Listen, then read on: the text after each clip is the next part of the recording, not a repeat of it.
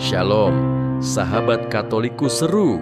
Hari ini kita akan membahas salah satu tokoh paling berpengaruh dalam sejarah kekristenan, yaitu Santo Markus, penulis Injil Markus. Siapakah dia sebenarnya? Bagaimana kisah hidupnya? Yuk, kita telusuri perjalanan hidupnya dan warisan luar biasanya bagi iman kita.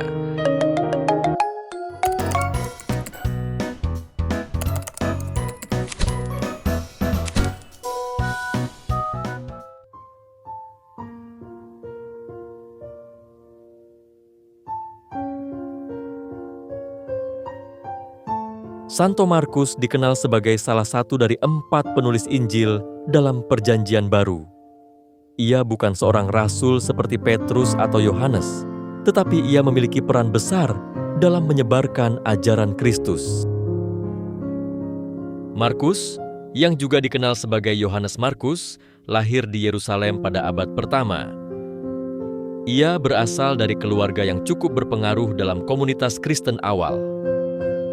Rumah ibunya, Maria, sering menjadi tempat berkumpulnya para pengikut Yesus.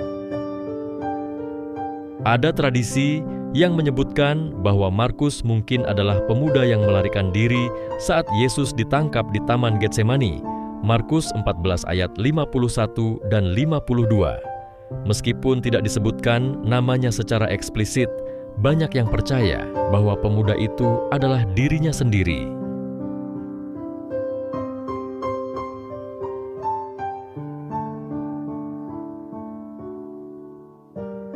Markus memiliki hubungan yang sangat dekat dengan Santo Petrus. Ia menjadi murid dan penerjemah Petrus, sehingga Injil Markus sering dianggap sebagai catatan ajaran dan pengalaman Petrus tentang Yesus. Markus juga pernah bergabung dalam perjalanan misi Santo Paulus dan Barnabas. Namun, dalam perjalanan pertama mereka, Markus mundur dan kembali ke Yerusalem, yang membuat Paulus kecewa. Namun, dalam suratnya yang kemudian, Paulus menyebut Markus sebagai teman sekerjanya yang berguna bagi pelayanan. 2 Timotius 4 ayat 11. Ini menunjukkan bahwa hubungan mereka akhirnya membaik.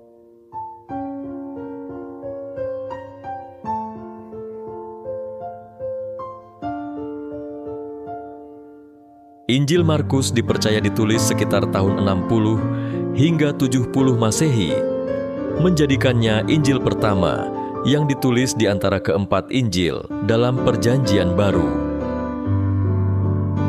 Sebagai murid Santo Petrus, Markus menulis Injilnya berdasarkan ajaran dan kesaksian langsung dari sang rasul.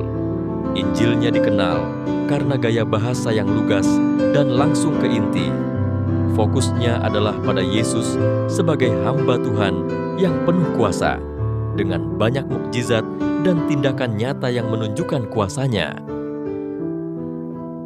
Injil Markus juga ditulis untuk orang-orang non-Yahudi, terutama umat Kristen di Roma yang sedang menghadapi penganiayaan dari Kekaisaran Romawi. Oleh karena itu, Injil ini menekankan penderitaan dan pengorbanan Yesus, yang menguatkan iman umat pada masa sulit itu.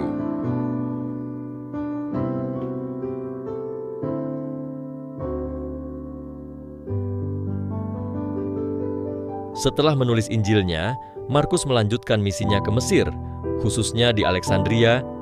Di sana, ia mendirikan komunitas Kristen yang menjadi cikal bakal gereja Koptik di Mesir.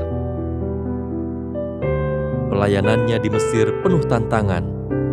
Namun, berkat ketekunan dan imannya, banyak orang yang bertobat dan menjadi pengikut Kristus.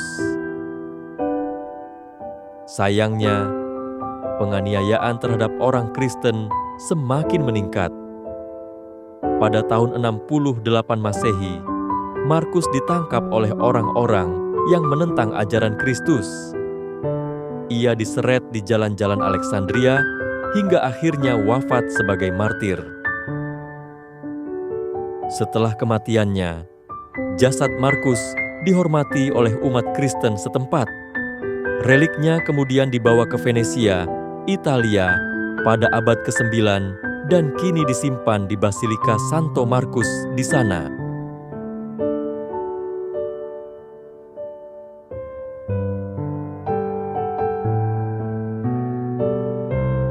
Santo Markus tetap dihormati sebagai santo pelindung Venesia dan lambangnya, singa bersayap, menjadi simbol kota tersebut. Gereja-gereja di seluruh dunia juga menghormatinya sebagai salah satu dari 4 penginjil. Hari rayanya diperingati setiap 25 April sebagai bentuk penghormatan atas kontribusinya dalam menyebarkan Injil.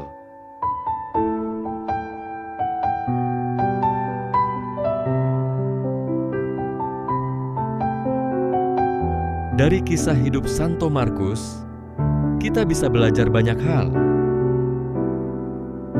Kesetiaan dalam pelayanan. Markus setia dalam menyebarkan Injil meskipun menghadapi tantangan dan penganiayaan. Pentingnya kesaksian iman, ia menulis Injil untuk memastikan bahwa ajaran Kristus tetap diwariskan. Keteguhan dan keberanian. Meski pernah gagal di awal, ia bangkit dan menjadi pelayan Tuhan yang luar biasa. Sahabat Katolikus Seru, semoga kisah ini menginspirasi kita untuk lebih setia dalam iman dan berani menjadi saksi Kristus di dunia. Jangan lupa like, share, komen, dan subscribe channel Katolikus Seru agar kita bisa terus berbagi kisah inspiratif lainnya. Sampai jumpa di video berikutnya. Tuhan memberkati.